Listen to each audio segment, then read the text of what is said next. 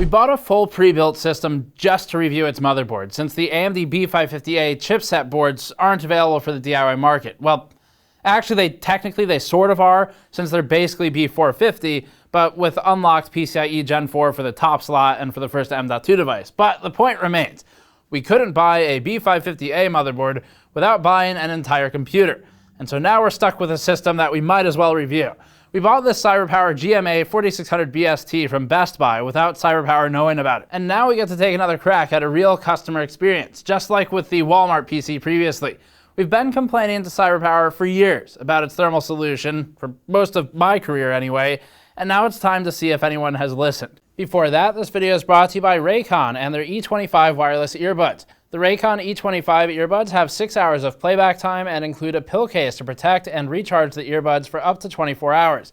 The earbuds are socketable into the pill case to recharge without a cable, making it convenient for travelers and protected from wear and tear. They're also capable of relatively long transmission range, so you don't always need the phone in your pocket. The Raycon E25s are priced affordably and available for 15% off with the link in the description below, or you can visit buyraycon.com/gamersnexus. The system we bought seems to be mostly sold at Best Buy for this one. It's about $1,100 that we paid for this. It's called the GMA-4600-BST. From what we understand, this is a pretty common model for the type of customer who might walk into Best Buy to buy a gaming computer. So, first of all, we need to just make sure everyone understands the type of audience for this pre-built system, because a lot of the system building enthusiast audience gets really elitist really fast about pre-builts, and there are real reasons to get them. I wouldn't be here today doing this job if it didn't start with pre-builts, because you start with some kind of box, you realize it's not that good, and you start upgrading it over time. Maybe you turn into an enthusiast at the end, or maybe you don't, and that's fine too, because there are a lot of parents or grandparents or just people who don't want to build a system for themselves or someone else who will rely on a pre-built. Someone's kid wants to play Fortnite and they don't have the time to deal with it and learn how to build a computer, and so they go to Best Buy and they buy one, and that's all fine. Now, what we obviously would like to see is that the pre-builts are good, or at least designed to the standards that enthusiasts have, because if they're designed to our standards and to our viewers' standards in terms of component choice and cases and thermals and everything else, then they're going to be real damn good for the average consumer who walks in off the street and buys a system to take home. There are a couple of upsides, of course, to buying a pre-built as well. You do have to count in the fact that there's a warranty that's a single point of contact, so something fails, you send the whole thing in, or maybe you get a replacement from one company rather than multiple companies. Another upside is that there is a support line, and they will support you with the entire system, as opposed to you buy a video card, you plug it in, and you have issues. It becomes kind of nebulous. Is that AMD's problem, NVIDIA's problem, or is that the AMD partner's problem, or something else entirely? And will they even support you?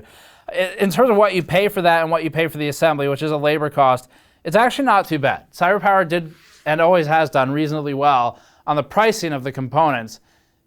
Their execution, not so good. We'll talk about that. But the pricing's good. So what you get is an AMD R7 3700X Ryzen CPU. You get 16 gigabytes of RAM across 2 sticks, which is way better than expected. We often see 1 stick for this stuff. And you also get an AMD RX 5700 reference card. The motherboard was an ASRock B550AM Gaming, which is supposed to target the sub-$80 motherboard market, but isn't available to DIY. That's a B450 board. We have a whole separate video on that. The cooler is a Cooler Master downdraft cooler that's cheaper for CyberPower to purchase than buying the AMD stock cooler. Coincidentally, the stock cooler from AMD is also made by Cooler Master, but CyberPower buys CPUs by the tray, typically, and then buys coolers separately in pallets. So their downdraft cooler is a lot cheaper and a lot worse than a stock AMD cooler, but we'll talk about that later. You also get a WD Green 240 gigabyte SSD, and you get a 2 terabyte uninitialized hard drive. In terms of pricing, again, not too bad. The price ends up to be about $100 to $200 above DIY part for the most part. There's a few things you can't match, but that's about where it is, which isn't too bad. Now, the problem is $100 to $200 more, it better be built perfectly, because that's what you're paying for. And that's where we run into the first problem with the system. It was not built perfectly. And we don't mean in a nitpicky sense of the cables were managed this way and we want it this way. We mean in the sense that the hard drive wasn't even initialized. You can't use it out of the box. Fail. So bad. So when Patrick set up the system and came back out of the test room, maybe a minute later, to say, you won't believe this, it was like a flashback of what happened with the iBuyPower system, the pre-built, and with the Walmart system. So we are now 0 for 3 on pre-built, out of the box, nothing's configured wrong experience. We're not even looking for, is it good? We're looking for, did they set it up correctly? And this is a matter of right-clicking a drive in Windows and setting up a simple volume. So, and that's what, by the way, if you bought this system, you're trying to figure out how to fix it, go to just start, type in disk management, diskmgmt, I think will get you there, and then initialize the drive. You'll be good. But it's easy to fix. It's just, you should not have to fix an out-of-the-box issue with a pre-built computer. It's the whole damn point of the pre-built computers. So anyway, the iBuyPower system last year didn't have BIOS configured to run XMP, and that was after Linus's big secret shopper video that exposed similar issues previously. We also found more problems than that, but that was the main one. The Walmart PC booted to a boot media not found screen when we repurchased it recently because the wrong device was selected in BIOS. CyberPower is turned on and even had the right memory speed, but only had the 240GB SSD visible in Windows. The 2TB hard drive wasn't initialized or formatted, so it wasn't usable. This, by the way, is also part of what has allowed Apple to grow, because Apple, as much as you might dislike it, and I personally do have a lot of issues with Apple's hardware, Apple wouldn't get this kind of thing wrong. And that's why it's gotten itself into the position it's in. It'll get a whole hell of a lot of other things wrong, but this type of thing is so basic. So the point being that it's driving people away from just Windows and towards other things. Anyway, this overall detracts from the confidence that the rest of the build will be any good if they can't even initialize the drives. That's a problem. And you're going to have customers who bought this saying, I thought it had 2 terabytes. I need more memory, by which they mean storage space. And then they're either going to return it or buy something else or buy something in addition to it or get ripped off. So that's the problems there. To CyberPower's credit, the company did do a number of things well. The sticker on the back of the case is a great way to make sure purchasers don't make one of the most common mistakes of plugging a monitor into onboard video if present. The company also has always done exceptionally well on packaging. We filmed it probably 6 or more years ago, but the packing foam used internally basically inflates to conform to the internal components of the system. So this protects the video card in shipping, it's good attention to detail, and it works well. As far as the rest, the main upside is that CyberPower didn't install any bloatware on the system. So that is a really genuinely nice departure from what you might get out of a huge OEM, like the mainstream ones. Most companies will install bloatware on systems because they get some sort of marketing development fund or profit sharing agreement. So it makes sense because from a business perspective, they want to make money back. But from a consumer perspective, it's a horrible practice. And one of the things that companies like CyberPower, iBuyPower, Origin, and the other more boutique system integrators do, they've always had the advantage of not putting bloatware on the systems for the most part, and that's a big upside. All right, we need to talk about thermals on this thing. Rather than implementing any of the usual controls we would do for a thermal test, like with case reviews, where we control fan speeds carefully and we set the RPMs for every device so that we know exactly what it's doing, we decided to instead test this out of box and in a way a real user would. We still controlled ambient and all the usual environment variables, but we didn't control anything that the system was doing at all, other than the software that was running on it. That means whatever fan speed CyberPower configured, whatever BIOS settings they pre-applied, and whatever case they decided to use, we left all of that alone. Our first test is a thermal torture test, where both the CPU and the GPU are loaded. First off, you can see that the pre-test idle period has the CPU oscillating between 43 and 33 degrees Celsius, and we need to look at what the fan is doing once we get to the next chart. The CPU ramps extremely hard at the outset of the thermal load and is unable to spin up quickly enough for the load spike, hitting 80 degrees Celsius within about 90 seconds of the test starting. Remember that this is an AMD 3700X CPU, so every 5 degrees Celsius or so increase will reduce the frequency of the processor. During the first load spike with the CPU and GPU combined, the CPU caps out at 95 degrees Celsius and the system only stays on thanks to thermal throttling. Otherwise, it would have shut down from TJ Maxx. The GPU is still steadily climbing at this point, and it ends up hitting about 94 degrees junction temperature. That's actually not as bad as we'd expect out of an AMD stock cooler, especially since it's a secondary exhaust in this choked enclosure. The GPU edge temperature is about 80 degrees, which is fine. It's not great, really, but it's okay. But of course, it's not impressive if the fan RPMs are deafening, so we'll need to check that as well. GDDR6 thermals are running about 85 degrees here, so we still have about 20 degrees of room for TJ Maxx in the memory. The system is running exceptionally hot for CPU and GPU, especially CPU, and this is overall an inexcusable lack of thermal awareness from CyberPower. Frequencies next. This is where we can really show how truly bad it is. We've intentionally zoomed the scale of this chart so that it's legible, since you wouldn't otherwise be able to read the frequency numbers. If you think we're always just complaining about temperatures simply because the numbers are bigger than if they were lower temperatures, this is where we can show you that it's more than just numbers. It's also performance. It's different numbers, but they're numbers that impact how the computer actually works. The frequency starts at about 4210 megahertz, but drops slowly down to 4030 megahertz. Eventually, during a heavy load spike, we sink to about 3900 megahertz average all-core frequency, and later to about 3870 megahertz.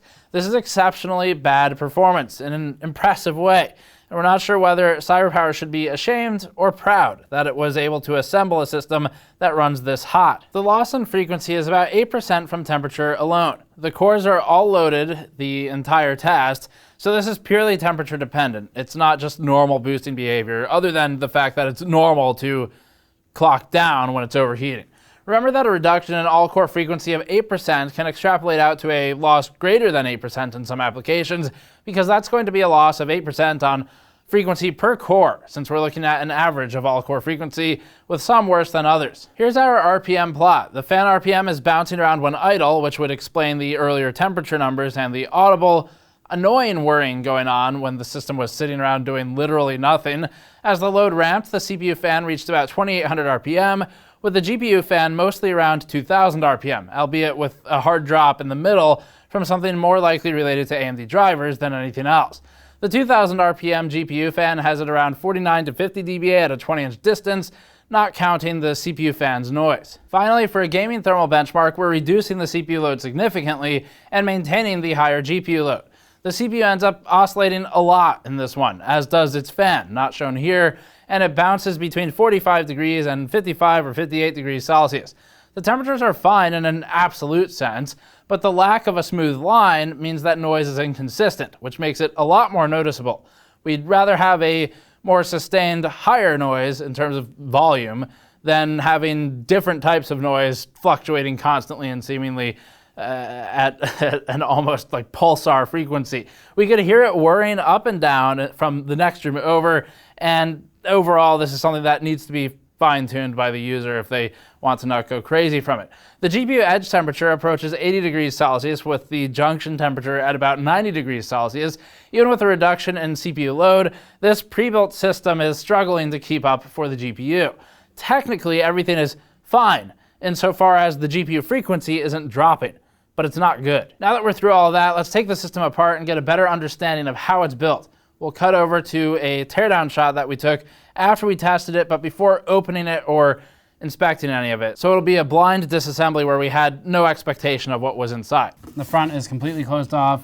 You've got this diagonal stylization, and then even within that, a triangle, really weird small triangle at the bottom, where actually there's no fan behind that. It's the only place in the front where there isn't a fan.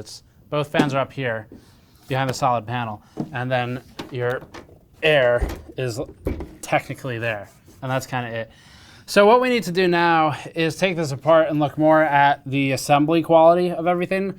At this point, we should have talked about the component selection and some of the smaller stuff like the sticker that they have on here to help the more likely buyers figure out where their video plugs in, and that's all actually a good feature.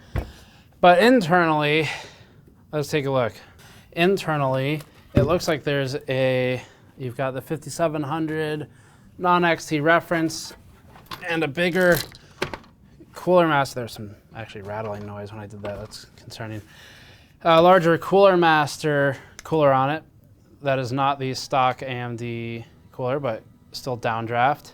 So things immediately that they've done well, the power supply's PCIe cable is actually routed through the power supply shroud cable cutout. This is something that Walmart had trouble with on their PC, and it's fully socketed and connected into the video card.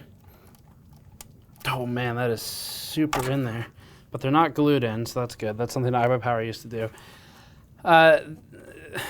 So CyberPower is using daisy chaining here. Technically, that's fine. With this card, you're not going to be over the power budget of a single cable, assuming the power supply is not garbage.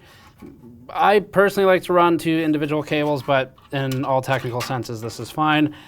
Let's get the video card out of there. So I'm going to pull a few things out that I suspect could potentially be problematic. I'm going to hit those first. My suspicions are going to be GPU, USB 3, because those are the things that have been glued in slots in the past, and then SATA. Okay, so that's not glued in. That is good. That's an upside. USB 3 is not glued in. Good job, CyberPower. You were already ahead of Walmart. Okay, none of these are glued. Well, cool. Let's flip it over and check out the SATA. Get that thin steel wobble. Okay, and this is where we start to see some of the problems. This one's not too uncommon.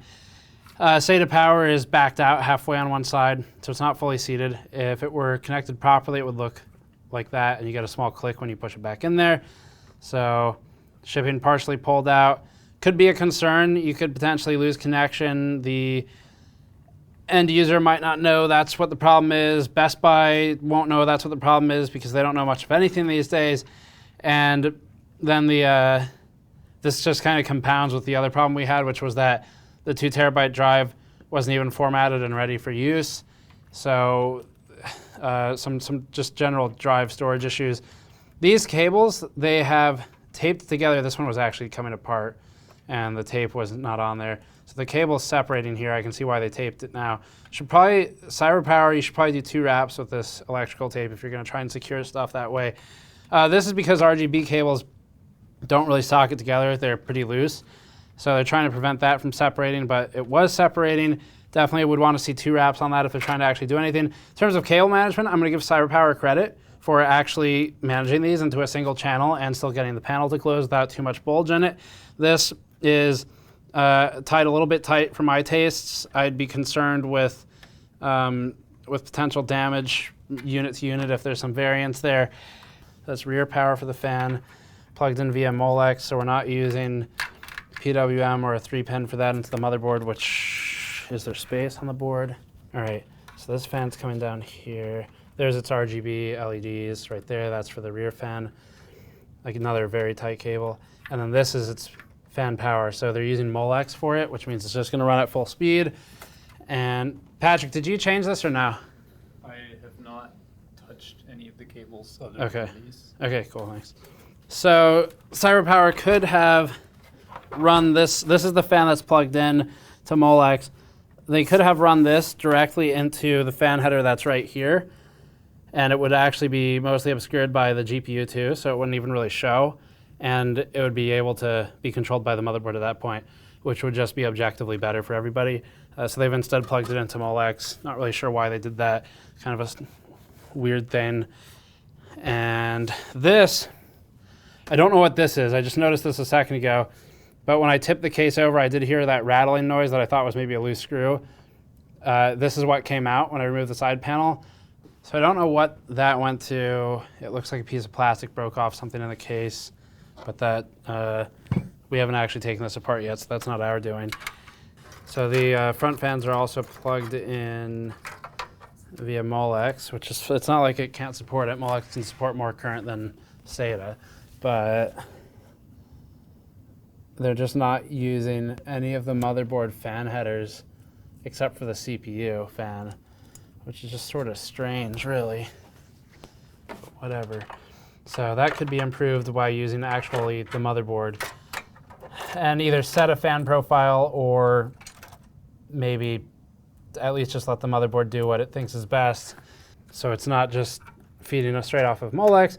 And then that's just a bunch of bundled wires for USB 3 and RGB LEDs. So let's take the motherboard out at this point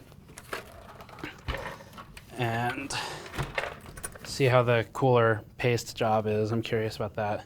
Okay, so internally we've got RGB, we have USB 2. These are routed well. I'm gonna give them credit for that. Let's see if these are connected properly. That's right, that's power. What is that? Hard drive light, that's correct. Reset and power button we know are correct. We've got our 2 SATA cables, one of which goes to the hard drive that was uninitialized. Audio. Oh, that fan wasn't the shroud I just pushed on it and it popped down into place. That was actually not fully in place and seated. Let's pull the power cable. Pull EPS, 12 volts. Oh, did they use all the screws? That's something I'm actually curious about. All of the screws are in for the motherboard, and it's all the same type of screw, which we've seen problems with in the past as well. For a user build, whatever, but for a pre-built, that does kind of matter. Okay. Oh, we're suspended. Oh, yeah, that's a pain. I'm suspended by the cable for the LEDs on the cooler. I forgot. Oh, and it's tied in place.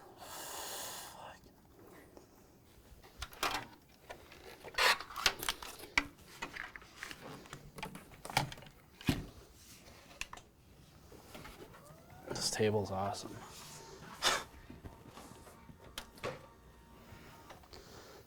Okay, so here's the board taken out.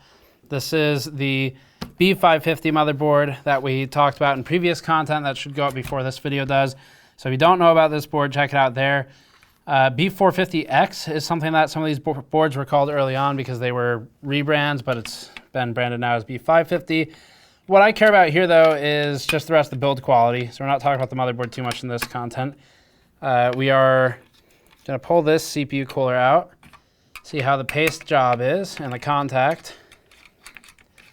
And this is a Cooler Master downdraft cooler, just like the stock AMD ones, except it is, it's obviously not the AMD version, but it's still downdraft. Still very similar, if not maybe the same fin stack. Oh,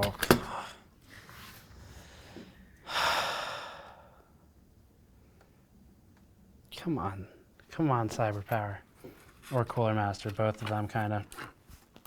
So basically, if you look at the cooler cold plate and then you look at the CPU, you can see what happened.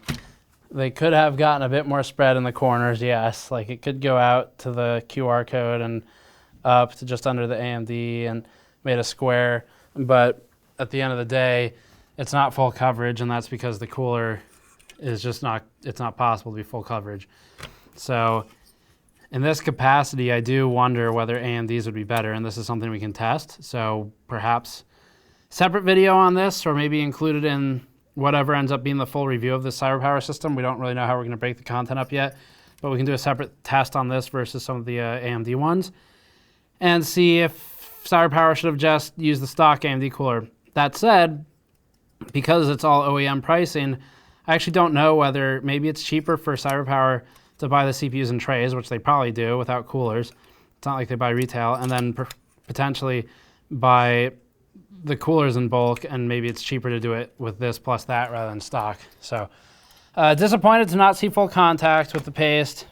Paste is pretty hardened, which is okay, but depends on the type of paste they used. It is, in fact, a 3700X, so it's not like they ripped this off or anything. It's just not great contact. Memory's in the right slots, though. That's not something we always see. It's something that a lot of system builders screw up, too. This is, oh, that's right. As you'll see in the review content, it was even set to XMP with the correct voltage, which is another rarity. That's not something iBuyPower did. They screwed that up for Linus's video, and then they screwed it up in ours months later, so they hadn't fixed it. but it was correct for this one. So anyway, that's going to be the disassembly of the CyberPower system. Let me pull that case back up here, see if there's anything else. The blades in these, you'll actually see there, there's this sort of circular outer ring, and there's probably some marketing BS about that helping with flow guidance or something, but my suspicion would be that it reduces the amount of blade you get for the surface area and probably reduces performance if anything, but whatever. Kind of weird that that wasn't taken out since it wasn't in use by default. They could have just included it in the box. So that was a bit odd to still leave in there for a vertical video card for the riser if you wanted a PCIe riser. That's what that would be for. Wow, man. Okay, well, so here's the problem. This power supply, if you want to get it out, it kind of hits this lip right at the bottom corner of the case, which just seems like an oversight on case design. Especially because that's meant for a screw, like maybe for a tempered glass panel, but they don't use it for any screws, so that could actually be cut off.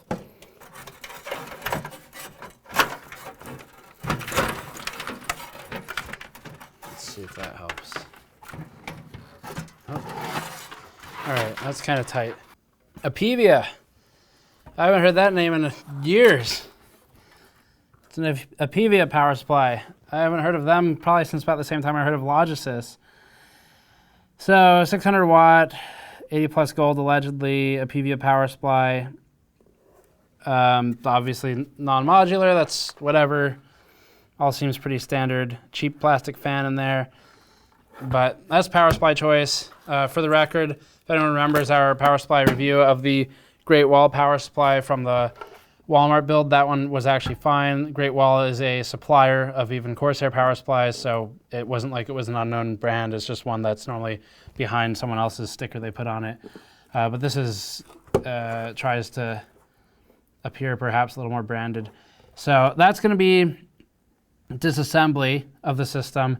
And now we can get back to the rest of the content. Concluding then, CyberPower has just disappointed me.